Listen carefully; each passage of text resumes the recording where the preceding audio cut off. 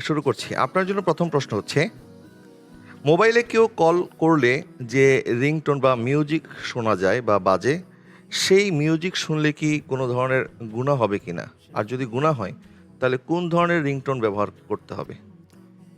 যদি মোবাইলের মধ্যে মিউজিক ছাড়া অন্য কোনো রিংটোন না থাকে, এ তখন যদি সেই রিংটোনটা ব্যবহার করে, তবে অনিচ্ছাকৃতভাবে সে মিউজিক শোনার কারণে তাকে গুনাহ হবে না। আর যদি মোবাইলের মধ্যে অন্য রিংটোন থাকার পরেও সে ইচ্ছাকৃতভাবে মিউজিক ব্যবহার করছে, তখন তাকে গুনাহ হবে।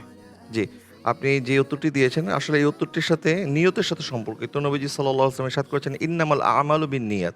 কেউ যদি মিউজিক শোনার নিয়তে রিংটোন বাজায় বা মোবাইলের রিংটোন লাগায়, তাহলে সেক্ষেত্রে গুনাহগার হবে। আর যদি নিরুপায় হয়ে যে এখন তার কল আসবে, তাকে নোটিফিকেশন জানা দরকার, সেইজন্য সে যদি আর কোনো রিংটোন না পেয়ে মিউজিক লাগায়, সেক্ষেত্রে কোনো গুনাহ হবে না। আপনার উত্তরটি সঠিক হয়েছে। আলহামদুলিল্লাহ।